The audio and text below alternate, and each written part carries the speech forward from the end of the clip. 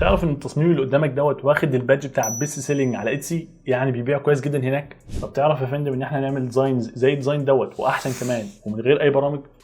الرائع بقى ان احنا هنعمل موك ابس او موديلز، يعني صور اتش دي عليها الديزاينز بتاعتنا عشان تساعدنا في التسويق. والارقع بقى سعادتك ان احنا هنعمل فيديوهات دعائيه كامله بروفيشنال من غير اي برامج، برضه بنفس المكان او بنفس الطريقه. يعني باختصار هنعمل الديزاينز ديت مع بعض وهنسوق ليها مع بعض. خليك معايا. السلام عليكم. التصميم والتسويق الاثنين مع بعض. بص يا سيدي، في الفيديو الصغير دوت اللي مش هيبقى صغير كالعاده لان الموضوع بيمط مننا، يعني هنتكلم عن ازاي تعمل ديزاينز محترمه جدا من غير اي برامج، وطبعا بسهوله وبسرعه لان احنا شعار القناه عندنا هنا الكسل. الحاجه الثانيه هنتكلم عن التسويق تكمله للفيديو اللي فات لما اتكلمنا عن التسويق المجاني. هنتكلم برضو هنا عن التسويق المجاني، بس هنمسك بقى النوع الثاني من التسويق وهو تسويق المنتج بتاعك. طبعا الفيديو سمع مع الناس علشان مجاني مش عشان تسويق، وبصراحه معاهم حق. واحلى حاجه في موضوع التسويق ان احنا هنتكلم ازاي تعمل فيديو تسويقي او دعائي للمنتج بتاعك يخلي اي حد يشوف الفيديو يدخل يشتري، او على الاقل يدخل يبص بص يا عم. بسم الله. بص يا سيدي، ندخل في الموضوع على طول. موقع بليست هو من احسن المواقع اللي هتساعدك في موضوع التصميم دوت، بس مش اي حد برضه يستخدمه. يعني في هواه بيتكعبلوا في حاجات كده غلط في غلط، وفي ناس بتستخدمه صح. من الحاجات الجميله في الموقع ان انت ممكن تستخدمه على الموبايل بتاعك او على اللاب. اي نعم اللاب اسهل، بس الموبايل هيقدم معاك برضه والدنيا جميله. قبل ما ندخل على موضوع التصميم والتسويق ببليست، حابب اعرفك ان انت ممكن تستخدمها بشكل مجاني تماما في ديزاينز او قوالب او موك ابس او الحاجات اللي احنا هنشوفها في المنصه. حتى الفيديوهات في جزء منها مجاني، وبرضه لو انت حابب تتميز عن الناس ممكن تشترك فيها. الاشتراك بتاعها $15 في الشهر، وفي لينك تحت انا جبته لك من الشركه لو حابب تشترك بخصم 15%، يعني تبقى واقف عليك باين ب $12 وفكه او اقل، مش فاكر يعني كلام في صدرك. لو جيت تبص على الاسم هتلاقي فوقه انليميتد، لان انا مشترك في الموقع لانه الصراحه يستاهل الفلوس اللي تدفع فيه وبقوه. حتى انت لو بتسوق في مصر هنا والبيزنس بتاعك ملوش دعوه بالبرنت اون ديماند، الحاجات ديت هتخليك تسبق اي حد حواليك ايا كان بقى انت بتستخدمها ببلاش او هتدفع الاشتراك دوت وتفتح كل حاجه في المنصه ديت. تعال نبدا بالفيديو نشوف هنعمل ايه. بص يا سيدي، المزايا بتاعت الموقع نتكلم عنها واحده واحده واحنا شغالين عملي علشان ما تملش من الكلام كتير. بص، عندك 5 قوائم كبار جدا فوق او اساسيين يعني في الموقع. الاخيره ديت بتاعت الجيمنج ممكن نركنها دلوقتي على جنب. اول واحده اللي هي الموك ابس والفيديوز ديت هتساعدك جدا جدا جدا في موضوع التسويق، بس احنا هنا مركزين على التصميم فهنركز مع الديزاينز او اللوجوز. على سبيل المثال لو جيت على ديزاينز واخترنا ان احنا بنعمل ابيرل اللي هي الهدوم، اخر واحده دي شيرت ديزاينز، هتلاقي طبعا زي ما انت عارف بيفتح لك حاجات كتير وقوالب جاهزه. مجرد ما تعدي الماوس بيغير الديزاين اللي قدامك، بيغير الخط، بيغير الالوان، بيغير كل حاجه. لما بتدخل بقى على المكان دوت، في ناس عشوائيه بتمشي كده وخلاص تقعد تهبل تعمل اي حاجه، وفي ناس منظمه دماغها داخله هي عارفه هتعمل ايه. واحده واحده. دلوقتي انت راجل معاك نيتش معين او نيتشات معينه او فكره تصميم معين. اول خطوه معاك هتعملها على سبيل المثال، انت شفت ديزاين عجبك في اتسي او ديزاين ناجح او زي دوت اللي اتكلمنا عنه في اول الفيديو اللي هو ديد انسايد وتحت ببط كافينيتد. المهم يعني في تصميم ما او تصور في دماغك للتصميم دوت انت عايز تعمل زيه. خلي بالك كويس قوي، احنا هنا مش هنقلد التصميم دوت عمياني كده، لا احنا واخدين فكره التصميم، ممكن نغير في الكلام، نغير في اللوجو الموجود، نغير في كل حاجه. لان انت لو قلدت التصميم وخلاص ممكن تعرض نفسك لمشاكل الكوبي رايت وتقفل الاكونت بتاعك وحاجات مش لذيذه يعني. يبقى اول خطوه بتعملها معاك بعد ما تدخل على القوالب ديت، بتشوف اكتر حاجه قريبه للديزاين اللي انت عايز تعمله. يعني مثلا لو الديزاين بتاعك مدور زي دوت وجواه كلام مع لوجو، يبقى دوت يبقى مناسب. لو هو تكست بس، كلام بس، كلمه واحده او 2، دوت حلو. كلمتين كده بس يبقوا واضحين، دوت كويس برضو. فبتمشي بقى وتشوف الانسب ليك. برضو من الحاجات الكويسه اللي ممكن تعملها وانت بتدور انك تختار بيست سيلينج من على الشمال من هنا عشان تشوف التصاميم الحلوه اللي معديه من الاخر يعني. او ممكن توفر على نفسك الوقت وتيجي من فوق هنا وتكتب النيتش بتاعك او شكل التصميم اللي انت عايزه، يعني مثلا سيركولار او مربع او ايا كان. نفترض انت لقيت الديزاين خلاص، بمجرد ما بتضغط بس عليه بيدخلك على صفحه التصميم او صفحه التمبليت. هنا بقى انت مش تبدا من البدايه، هنا انت خلاص بتعدله بس عشان توصل للحاجه اللي في دماغك. لو بصيت على الشمال هتلاقي هنا التكست اللي مكتوب في التصميم بتاعك. يعني مثلا هلو ديت ممكن تبقى الديد انسايد اللي موجوده في الديزاين الاصلي، تمام، اللي هو ده. بس طبعا هي صغيره فهنكبرها شويه من هنا. الخط بتاعها تحس ان هو رايق كده، احنا عايزين خط بيتكلم عن العنف شويه والموت يعني هو ديزاين بيقول ديد انسايد، حاجه مش كويسه يعني، فهنختار خط تقيل كده شويه وليكن دوت ديد انسايد. تحت الخط هيبقى مناسب، هنغير بس الكلام تبقى بط كافينيتد. طبعا لو معنى ديزاين ان هي من جوه يعني محطمه او يعني في عندها شويه مشاكل، بس كافينيتد يعني شرب قهوه ومزاجها حلو يعني. طبعا هتكبر الكلمه شويه والخط دوت هيبقى مناسب لان الديزاين اصلا فاني، فالجمله اللي فيها الهزار الخط بتاعها لذيذ يعني مش قفيل زي اللي فوق. نيجي طبعا للمشكله الكبيره وهي الصوره اللي في النص. هتضغط على الصوره دي، هتيجي من اليمين من هنا وتكتب في السيرش اسم الجرافيك اللي انت عايز تحطه، وليكن مثلا سكول. وسكال يعني الجمجمه. احنا ممكن نجيب حاجه قريبه للتصميم اللي موجود او حاجه انت شايفها مناسبه للديزاين بتاعك، وليكن مثلا يا فندم الجرافيك دوت او الديزاين دوت. طبعا لما بتضغط عليه بيسمع معاك هنا بدل الديزاين القديم. اول حاجه تلاحظها ان هو جه بالالوان بتاعه الديزاين اللي قبله وانت مش عايز الالوان دي. مبدئيا انت المفروض محدد الديزاين دوت هتنزله على تي شيرت لونه ايه، غوامق مثلا ولا حاجات فاتحه. لو شغال في البرنت اون ديماند ففي حاجه مشهوره جدا عندنا، وهي ان الديزاينز اللي بتنفع على التيشيرتات الغامقه بتنجح اكتر بتبيع اكتر. فانت هتخلي الخلفيه اللي عندك من اليمين من هنا باك جراوند تبقى اسود، وبعدين تخلي الكتابه بتاعتك ابيض، وبعدين بقى تغير الالوان بتاعتك ديت بحيث تليق على التيشيرت بتاعك. نجرب مثلا نخلي المين كلر ابيض والاطار بتاعها اسود مثلا. انا شايف ان هي كده مناسبه جدا. لون الخلفيه اللي ورا ممكن تخليه يبقى ماشي مع القهوه، لان احنا بنتكلم على القهوه في الاول في الاخر، فممكن يبقى برتقاني بس ده فاتح قوي، ممكن يبقى حاجه بين البنين، لا ممكن يبقى بني. خلاص تمام كده التصميم قرب قوي للكلام المكتوب وللفكره يعني وضحت، بس لسه عايز اضيف يعني القهوه مش باينه قوي، عايز اضيف مثلا كوبايه قهوه او اي حاجه. فممكن اجيب دوت على الشمال شويه او اخليه في النص احسن. بتلاقي خط كده لونه بينك بيقول لك انت كده في النص فيرتيكالي. لو حبينا نضيف صوره ثانيه بنضغط على الزرار اللي في اليمين دوت اد انذر جرافيك، هتظهر لنا قائمه تحت كده ممكن نسيرش فيها ونكتب كوفي. نختار بقى حاجه ناعمه لان اوريدي الديزاين اللي موجود في النص دوت حاجه كبيره وفيها دوشه، فمش عايزين الديزاين كله يبقى مزعج. يعني الرسمه السيمبوليك البسيطه ديت بتعبر عن القهوه، وانا هنصغرها خالص. ممكن احطها هنا في الجنب او في الجنب الثاني، يعني هتبقى في جنب واحد مش حلوه مش سيمتريك. ممكن اصغرها اكتر واحطها فوق الكلمه نفسها او جنب الكلمه او بين الكلمتين زي ما تيجي معاك يعني، وليكن هنحطها في الفراغ اللي هنا. اللون دوت هيبقى كويس علشان تبان، وبرده قريب للبني وقريب للون القهوه. طيب دلوقتي انا خلصت الديزاين بتاعه وعايز اسيفه. من الحاجات العظيمه في بليسيت ان هو بيسمح لك تسيف الديزاين بتاعك بجوده عاليه جدا جدا جدا. بس خلي بالك انت كده نزلت الديزاين بالخلفيه السوداء بتاعته، فلما تخلص خالص بتيجي على موضوع الباك جراوند دوت وتخلي الخلفيه شفافه ترانسبيرنت، بعدين بتخبط الداونلود الجميل. المفروض التصميم كده بينزل في قائمه الداونلودز بتاعتك. علشان تحمله على الجهاز بتاعك بتضغط هنا مثلا كليك هير تو داونلود، هتلاقي عمل داونلود للصوره بتاعتك وهتلاقي الحجم بتاعها تقريبا فوق ال1 ميجا. طبعا ده بيقول لك ان هي جودتها عاليه فعلا وتنفع يعني ترفعها بقلب جامد لاي موقع برنت اون ديماند انت شغال عليه. ولما بتفتح التصميم يا فندم بتلاقي العظمه ديت معموله في دقيقه واحده بس على موقع بليسيت. تعالى بقى نعمل الموضوع دوت اسرع شويه في ديزاين تاني. دلوقتي الديزاين دوت بقى كويس جدا برضو، بيقول all I need is coffee and my dogs. طبعا هو برضو الديزاين بيتكلم عن الدوجز وعن الكلاب يعني وعن القهوه، فانا شايف ان التمبليت البسيط دوت حلو جدا ممكن نبدا بيه. فهنيجي على الكلام من الشمال ونغيره الاول all I need is، نيجي على التكست الثاني ونكتب coffee and my dogs. تمام. ممكن هنا نعمل الديزاين دوت لخلفيه بيضاء او ممكن برضو نعمله خلفيه سوداء على حسب انت بتحب تعمل ايه، بس نصيحه دوس مع الاسود على قد ما تقدر يعني. لو الخط كده عاجبك سيبه، لو حابب تغيره قشطه، بس هو خط ينفع في اي حاجه. لو حبيت تغير الخط بتيجي من على الشمال تختار الخط مناسب ليك زي ما قلنا او اللون. عشان تبقى عارف انت ممكن تضغط على الزرار دوت وترفع اللوجو من عندك من على الجهاز اصلا انت عامله قبل كده، بس احنا اتفقنا ان احنا هنبتدي كل حاجه او هنعمل كل حاجه من على بليسيت. طب دلوقتي بقى عايزين نضيف حاجه بتعبر عن القهوه عشان ما نسيبش الديزاين كده مش مفهوم يعني. نضغط اد انذر جرافيك، تكتب في السيرش مثلا كوفي، او ممكن نكتب كوفي دوج على طول، نكتب كلمتين مع بعض. ممكن يبقى في ديزاين بيعبر عن الاثنين مع بعض، وفعلا في اثنين اهم بيعبروا عن الموضوع. لو حبيت تخفي الجرافيك الاولاني كليك يمين عليه واضغط هاد جرافيك هيختفي معاك. تكبر بقى اللي انت لسه ضايفه دلوقتي، طلع مثلا الكلام فوق وتكبره تاني، حاول تستغل المساحه كلها، نزل الكلام تحت سيكا. لو حابب تخلي الالوان ديت موجوده قشطه، لو حابب تخليه كله ابيض واسود او تدخل الوان تانية يا باشا الموضوع براحتك يعني. بس برضو ممكن ندخل موضوع اللون البني كموضوع الكوفي يعني زي ما تيجي معاك، بس هو الاصفر كويس يعني. ممكن تيجي على الجرافيك الاساسي وتبدله مثلا بحاجه صغيره، يعني حاجه بتعبر عن القهوه بس صغيره، تجيبها وتصغرها جدا وبعدين تنقلها هنا وليكن حاجه كده. طبعا الالوان هنخليها بقى ابيض واسود عشان ما نلبخش كتير. وبكده خلصت ديزاين محترم. ما تنساش تخلي الخلفيه اللي هي باك جراوند ترانسبيرنت وبعدين تعمل الداونلود اللذيذه. هتلاقي بيقول لك فوق بروسيسنج يور ديزاين، يعني بيحمل الديزاين بتاعك، ومجرد ما بيخلص ممكن تضغط عليه وتعمله داونلود. خلاص هو خلص اهو، تضغط عليه تعمله داونلود عندك على الجهاز، ترفعه بقى في اي مكان. ليك الحق ان انت ترفعه وتستغله وتبيعه وكل حاجه.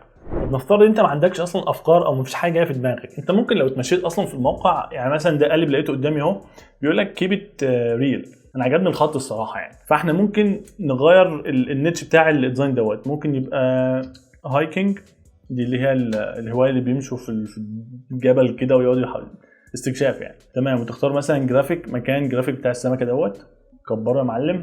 تنزل تحت وبدل كيب ات ريل تخليها مثلا كيب ات وايلد مثلا، اي حاجه ماشيه مع الجرافيك اللي انت حطيته. ظبط بقى التكست بتاعك يبقى تحت الصوره كده واخدين نفس العرض، يعني التكست مش معدي الحدود بتاعه الصوره بتاعتك، في نفس الوقت موجود في نص الديزاين ككل. وبعدين تشيك على الالوان بتاعتك، يعني مثلا الباك جراوند لو عملتها اسود ديزاينين يعني هيختفوا. تخلي مثلا الديزاين ابيض وتخلي اللون بتاع البتاع بتاعك دوت ابيض كيب ات وايلد. بصراحه الاول كان احلى يعني، بس خلاص هنحفظه على كده مش مشكله.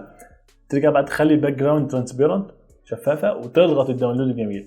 تمام، هتلاقيه بيحمل عندك فوق. لو حبيت تشوف كل التصاميم اللي انت عملتها بتضغط فيو اول، بعدها بيدخلك على كل التصاميم اللي انت عملتها زي ما انت شايف هنا اهو. موضوع الديد انسايد دوت عملناه كذا مره. وفي ديزاين تاني، في ديزاين حلو جدا بتاع الفلورال دوت. نفترض قدام في ديزاين جاب زيارات حلوه او مبيعات كويسه او لقيت الدنيا ماشيه، انت حبيت تكرره مثلا في نيتشات تانيه، هتلاقي زي ما هو هنا ممكن تضغط ميك مور، فالزرار دوت بيدخلك على بيئه التعديل بتاعه القالب دوت. ترجع بقى تغير الكلام او الالوان او تعدل التعديل اللي انت عايزه وتضغط داونلود برضه هيحفظه لك تاني. نفترض انت شغال على ميرش باي امازون والسايز اللي نزل بيه ديزاين مش مناسب معاك او عايز حجم معين، يا باشا ما تقلقش، من المزايا الجميله جدا في بليست وهي فري ايمج كروبر، اللي هو بيقص الصوره بتاعتك يعني. او ممكن الديزاين انت عملته خلاص تضغط على السهم الازرق دوت، هتلاقي حاجه اسمها كروب اند ريسايز. تعال نجرب في دوت مثلا. المفروض بترفع الصوره من عندك من على الجهاز، بس هو هنا جابها من الداونلودز فهو بيحمل مع نفسه، انا ما رفعتش حاجه. هنا تكتب الطول والعرض اللي انت عايز الصوره تبقى بيه، وليكن مثلا على ميرش المفروض 4500 في 5400، وبعدين بتضغط داونلود.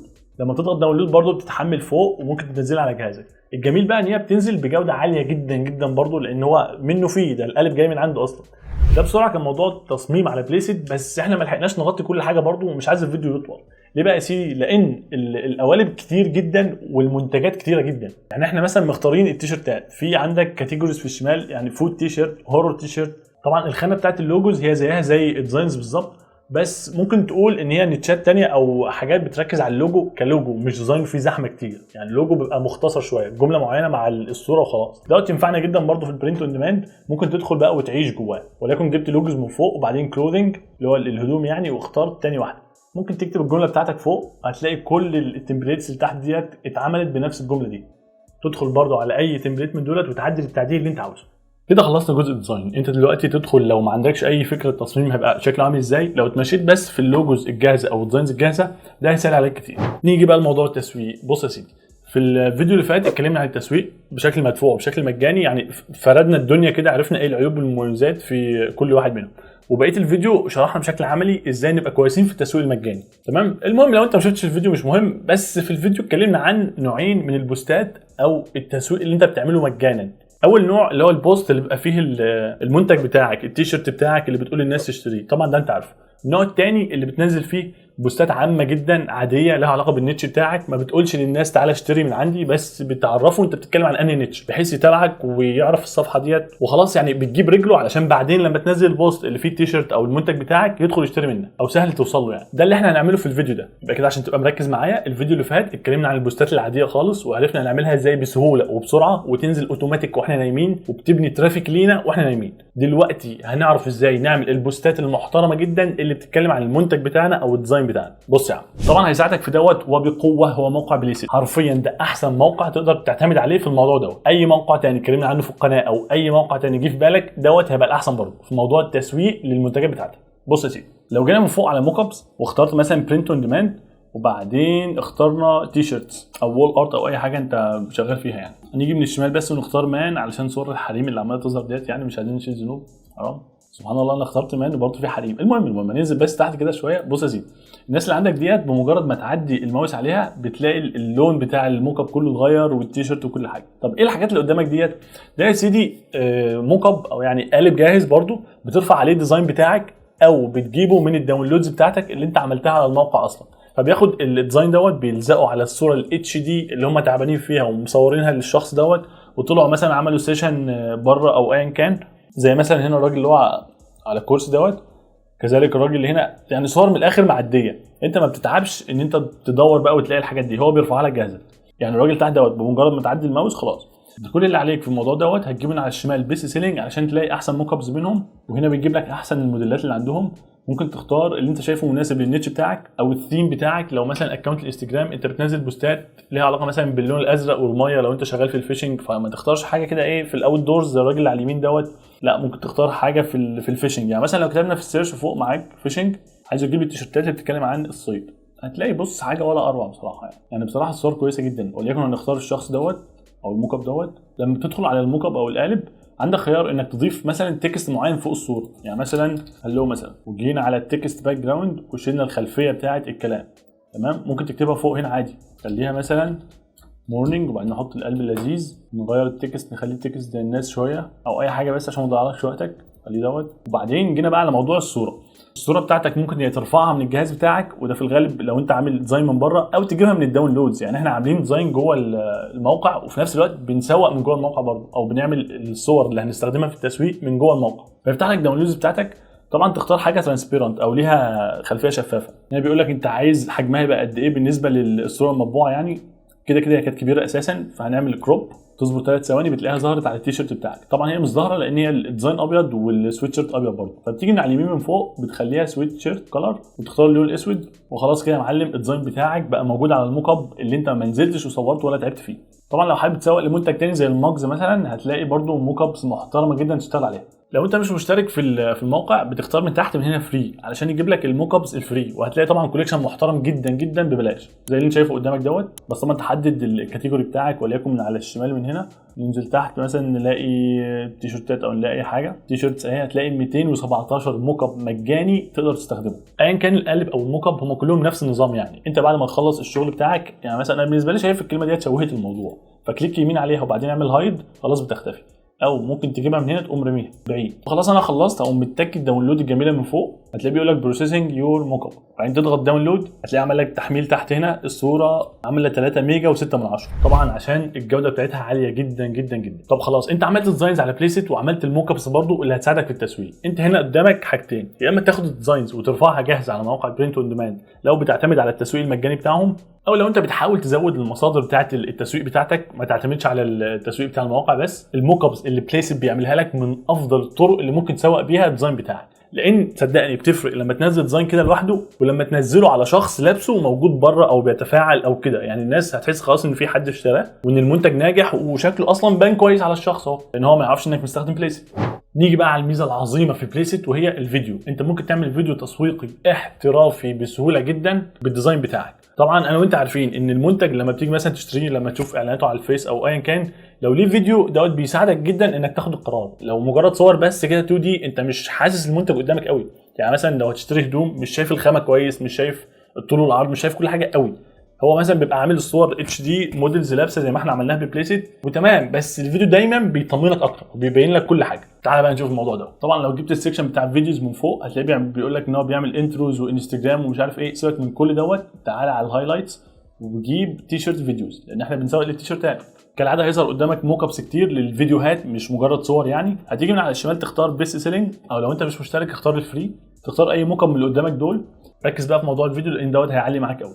طبعا اول حاجه بتعملها بتختار الصوره بتاعتك، وكالعاده هنختارها من الداونلودز بتاعتنا، وليكن الراجل المحترم دوت.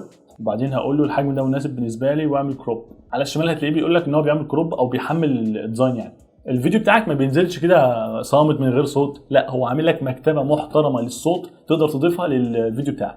طبعا هنا انت بتختار حاجه قريبه للديزاين برضو بتاعك او الموضوع اللي انت بتتكلم عنه عشان ما تشتتش اللي بيسمع او بيتفرج على الفيديو. الصوت برضو بيفرق. ليه بقى؟ لان هو لو الفيديو اللي احنا شغالين عليه دوت الشخص اللي ماشي بره عادي، ممكن تختار مزيكا يعني فرايحي شويه بوب، اي حد يحب يسمعها عادي. يعني باختصار هو مش عامل لك الخانه بتاعت السيرش هنا اعتباطا كده وخلاص، هو بيقول لك دور على الفيديو او الاوديو عفوا المناسب للديزاين بتاعك اللي تضيفه للفيديو بتاعك. فهو الراجل بيساعدك تختار اوديو زي الناس تضيفه للفيديو بتاعك. يعني مثلا عندك هنا جيم، طبعا انت لو الديزاين بتاعك موتيفيشنال وينفع للجيم تجيب اوديو برضه مناسب للجيم. وليكن الصوت دوت هنعمل سيلكت. انا طبعا مش هسمع اي حاجه دلوقتي. لو لاحظت كلمه داونلود بيقول لك انت قبل ما تعمل داونلود محتاج تسمع الفيديو بتاعك وتشغله علشان يتاكد ان انت قبل ما تلبس في اي فيديو كده وخلاص تكون شفته كويس الاول قبل ما تحمله. فخلاص انا شايف الفيديو كده كويس، ممكن نعمل بلاي. بيقول لك انا بحضر لك الفيديو اهو، بيقول لك خلاص الفيديو اتحمل وتمام.